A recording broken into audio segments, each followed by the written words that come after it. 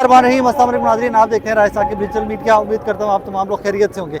जब मैं आपसे मुखातिब हूँ, रात का 1 बज गया, इमरान खान साहब की स्पीच जारी है। जलसा कामयाब था नहीं कामयाब था, ये मैं आपकी समातों पे छोड़ देता हूँ। इस ब्रिज पे आने का पर्पस एक था, ये आपकी विजन पे छोड़ देता हूँ कि जलसा कितना कामयाब था। इस ब्रिज पे आने का पर्पस एक था ताकि पीछे से आपको नज़र आ सके क्राउड है कितना। इस जलसे को फ्लॉप करने के लिए जो चंद फैक्टर्स मौजूदा सेटअप की जानिब से अपनाए गए, जो चंद फैक्टर्स को जिनके ऊपर काम किया गया, वो मैं आपके सामने रख देता हूँ। सबसे पहला फैक्टर कि जब ये जलसा अनाउंस किया गया तो बार बार तारीखें चेंज करवाई गई। नंबर 2, जैसे ही इस जलसे की डेट आई थी, पाकिस्तान तहरीक-ए-इंसाफ के कारकुनान, उनके वर्कर्स और उनके लीडरान की पकड़ धकड़ का आगाज़ कर दिया गया था। पूरे पंजाब से ये सिलसिला जारी था, लिस्टें बन रही थी और तकरीबन जो आज का एक फिगर मैंने सुना है स्टेज से, I don't know whether that's correct और नॉट, 8000 घरों पर छापे मारे गए पंजाब पुलिस की जानिब से और कारकुनान और लीडरान को उठाया गया। सबसे पहला फैक्टर। उसके बाद ऑब्वियसली सेकंड फैक्टर था वेदर का। कल तेज़ बारिश रही, आज सुबह भी जब हम लोग यहाँ पहुँचे हैं 2:30-3 बजे, तब तक बारिश थी। बारिश के बाद अच्छा खासा पानी ग्राउंड में खड़ा हुआ था।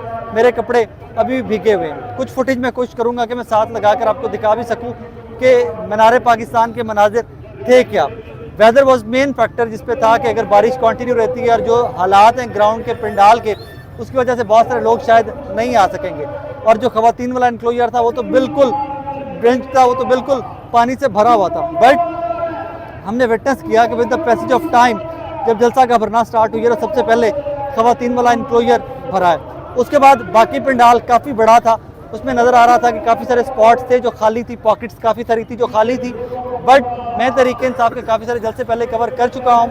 आई न्यू दैट कि जिस टाइम पर इमरान खान साहब का अनाउंस किया जाएगा कि खान साहब हैज़ रीच्ड द स्टेज पर आ चुके हैं, तो उसके बाद फ़ौरन वो पॉकेट्स या वो स्पॉट्स भी भर जाएंगे।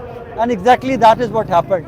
जैसे फैसल जावेद खान साहब ने अनाउंस किया कि इमरान खान साहब मीनार पाकिस्तान की बाउंड्री में एंटर हो चुके हैं, उसके कुछ मिनट बाद वो सारे स्पॉट्स के पॉकेट्स जो थी भरी जा चुकी थी। अब आ जाइए एंट्री पॉइंट के ऊपर कि एंट्री पॉइंट जो थे, जितनी एंट्रीज दी गई थी मीनार पाकिस्तान की इस पंडाल को, उनके हालात क्या थे। So that is a sad and sorrow situation. Reason कि केयर टेकर सेटअप है पंजाब में, जिसका काम इक्वल लेवल प्लेइंग फील्ड देना था as PMLN and PDM courts.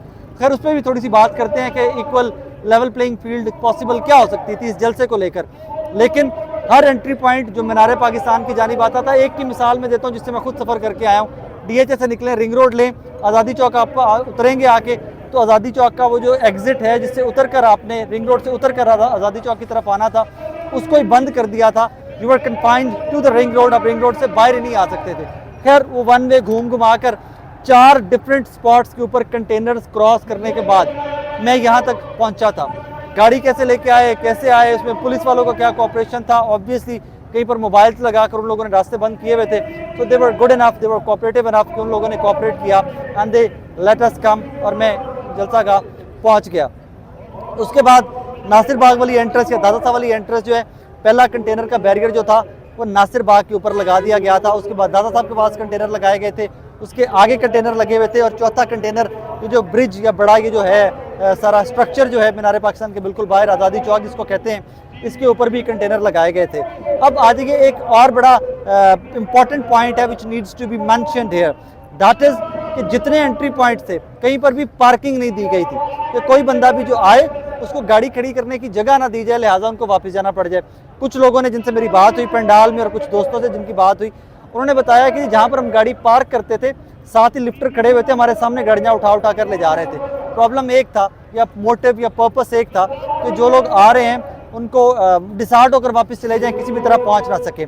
अब उससे पहले मीडिया के ऊपर तो ब्लैकआउट था ही, लेकिन मीडिया के ऊपर साथ ही एक खबर चलवा दी गई या चलाई जाती रही कि जी कंटेनर बहुत ज़्यादा हैं, रास्ते ब्लॉक हैं, लोग नहीं पहुंच सकेंगे। एट द सेम टाइम एक टेक्निकल पॉइंट और था जिसको यहाँ पर यूज़ किया गया, यहाँ पर इंटरनेट बंद कर दिया गया। सोशल मीडिया से जो पैगाम पहुँच सकता था तहरीक-ए-इंसाफ का लोगों तक, वो भी पहुँचना कट आउट कर दिया गया। कोई फुटेज, कोई ट्वीट, कोई वीडियो आप तक बहुत कम पहुंची होंगी। जो लोग यहाँ पंडाल से निकलते रहे, दादा साहब के पास जाते थे, वहाँ पर जाकर कुछ सिग्नल आते थे, वरना नासिर बाग तक मुझे बताया गया और उधर से रिंग रोड तक मुझे बताया गया कि सिग्नल्स बंद थे। ये चंद फैक्टर्स थे जो आज कलमा चौक भी इवन बता रहे हैं कि कलमा चौक की तरफ भी कंटेनर लगाए गए थे। अच्छा, अब एक और यहाँ पर पॉइंट है जो मेंशन किया जाना चाहिए, मैं उसकी फुटेज कोशिश करता हूँ साथ लगाकर वो भी आप लोगों को दिखा दूँ कि रोडों के अंदर जो छोटी रोड थी, जो घरों को जाती थी, जो मोहल्लों को जाती थी, उनको भी बंद कर दिया गया था, ताकि जिन लोगों को रास्ते अंदर के पता है कि पर बाइक पर घूमते घुमाते वो लोग पहुँच ना जाएँ।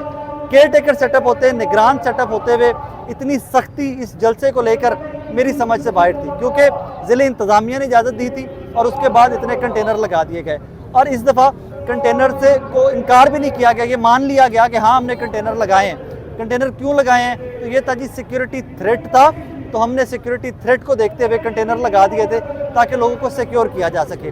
बज़ाहिर इसका मतलब ये है कि लोग घरों में रहें, लोग जलसागाह पहुँच ना सकें, लिहाजा वो सिक्योर रहें। अब लास्ट पॉइंट जो मैं मेंशन करना चाहूँगा इस व्लॉग में वो ये है कि सिक्योरिटी थ्रेट था एक वो शख्स जो साबिका वज़ीर-ए-आज़म पाकिस्तान है, जिसके ऊपर कातलाना हमला हो चुका है, उसने खिताब करना है, तो उस पंडाल और उस पंडाल में आए गए लोगों को किस हद तक सिक्योर किया गया, किस हद तक उनको सिक्योरिटी दी गई। तो उसका हाल और अहवाल ये था कि स्टार्ट में 5, 6, 7 बजे तक पुलिस एंट्री पॉइंट्स पर खड़ी रही, लोगों को चेक करती रही। कुछ ख़वातीन पुलिस एहलकार, मर्द एहलकार हमें पंडाल के अंदर भी नज़र आते रहे, लेकिन जैसे ही पंडाल में रश बढ़ना स्टार्ट हुआ, इफ्तार के बाद लोग आना स्टार्ट हुए, तो उसके बाद वो पुलिस वाले, वो ख़वातीन एहलकार मुझे नहीं पता कहाँ पर गई, लेकिन जिस जलसे को लेकर सिक्योरिटी थ्रेट था उसी जलसे में पुलिस की सिक्योरिटी बहुत ही कम थी। ख़वातीन इनक्लोजर और जो सिक्योर किए गए थे वो भी तहरीक इंसाफ के अपने वॉलंटियर्स की जानिब से सिक्योर किए गए थे। अब एंड में मैं कुछ फ्लॉज जो रह गए, मैनेजमेंट के फ्लॉज जो रह गए, उन पर बात करना चाहूँगा। लाहौर की मैनेजमेंट तहरीक इंसाफ की, they could not perform very well, क्योंकि जो डिफरेंट डेजिग्नेटेड एरियाज थे, ये ख़वातीन का एरिया है, ये मर्दों का है, ये फैमिली का है, उनको जिस तरह डिवाइड किया गया था वो डिवीजन्स लोगों ने 1 मिनट में उखाड़ कर बाहर फेंक दी थी। उसके बाद एक